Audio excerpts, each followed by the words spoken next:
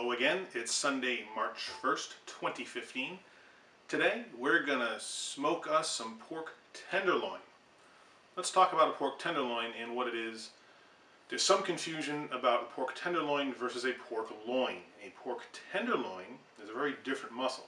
The pork loin is the longer, larger muscle that goes along the back of the pig over the ribs. And you can cut this into steaks to make pork chops. The pork tenderloin is very different. It is a connective muscle that goes from the lumbar spine of the pig to the pelvic area. And it doesn't get much work because it's a postural muscle, not a locomotive muscle. And therefore it's very tender and very low in fat. When you buy them, I typically buy them 2 to a package, and they come vacuum packed like this. And they're not terribly expensive. You get 2.7 pounds of this for $10.73, and it is the equivalent on a pig as to a nice fillet on a cow, so it's very good meat. We're going to be smoking this for about 3 hours at 225 degrees to an internal temperature of 140 degrees. Then we're going to take it off the smoker, double wrap it in foil, and let it rest for an hour, cook the rest of the way, and allow the juices to get resorbed into the meat. So that's the plan. Let's take a look and see what we have. Here's our 2 tenderloins out of the package and washed. And we're going to have to remove some residual connective tissue and some silver skin. So let's take a knife and very quickly go through that process and make sure that you don't remove too much of the meat when you do this. This stuff comes off very, very easily.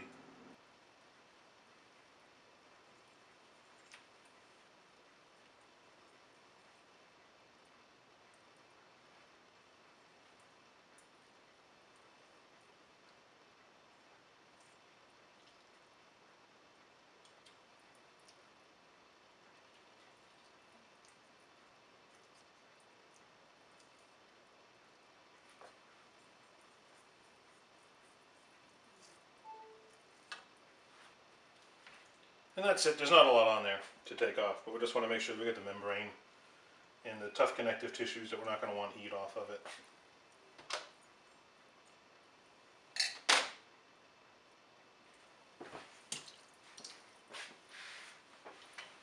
So let's talk about the rub.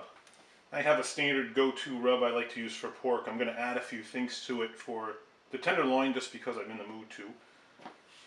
We're going to use coarse sea salt, black pepper, granulated garlic, chopped onion, a little paprika for color, white granulated sugar. I normally use brown sugar, but my wife rearranged the pantry and I have no idea what the brown sugar is. And she's not here to ask right now, so I'm going with the white. We're going to get a little crazy, add a touch of cayenne pepper. And this is a fun one to add to a pork rub. Pumpkin pie spice. Try it sometime. You will like the results, I think. And we're going to use as a binder my favorite blue agave. It's nice and sweet and goes wonderfully with the sugar and the salt.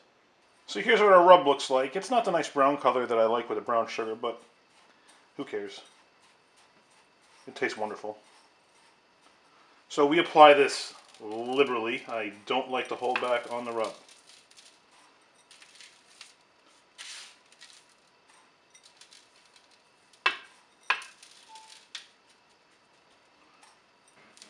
As I said in one of my previous videos, your rub should complement the flavor of your meat. So if you have a good rub, use a lot of it. It'll only enhance what you're doing. I do not apply sauce to my meat while cooking, because if you have to apply sauce to your meat to make it taste better, you have done something wrong.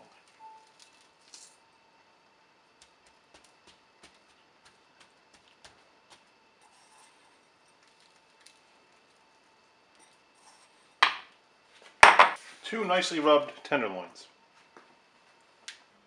Boy, do I have a special treat for you. We are going to take one of these tenderloins and do an experiment with bacon.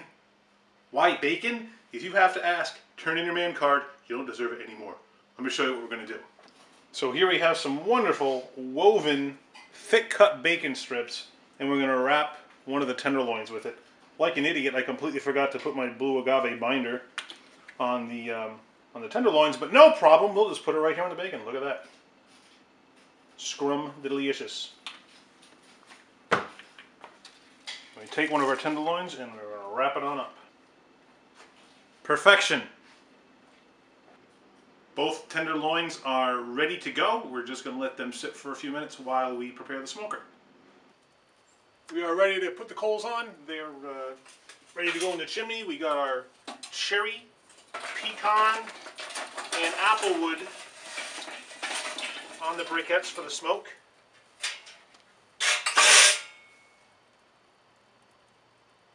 So let's go get the meat.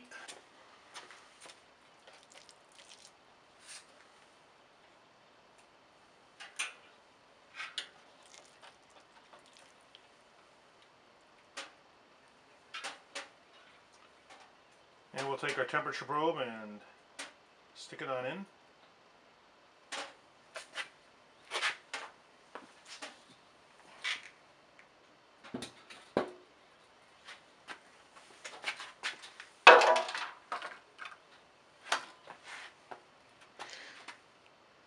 The lower air intakes are open about a quarter of the way, and the top vent is open all the way. We're going to have to wait for the temperature to stabilize, so we'll keep a close eye on it for the next half hour or hour, and then after that we should be good to go.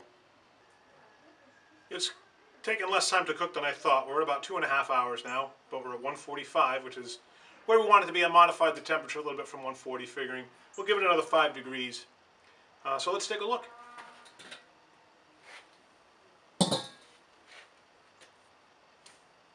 Looks pretty good. We're going to take this off the grill. We're going to double wrap in foil, insulate it in a cooler, and let it rest.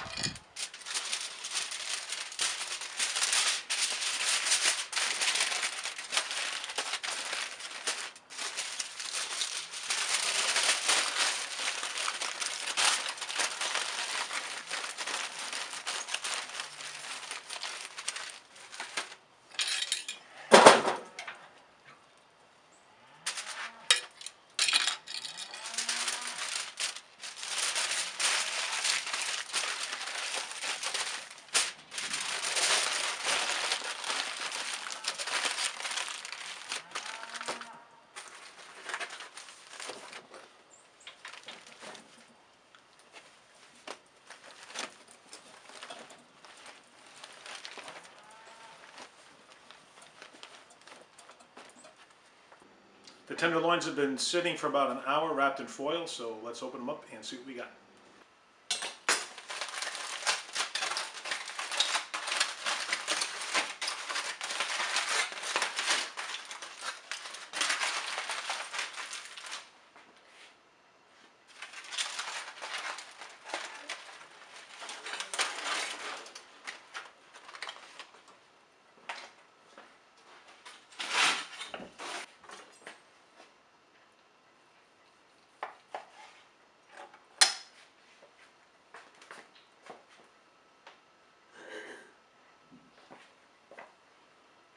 This is super juicy, so that's perfect.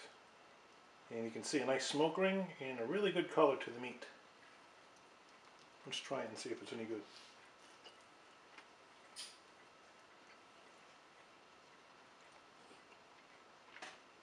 I think we're good to go. Let's cut it up and eat. The thing with this is to cut it up into thin medallions.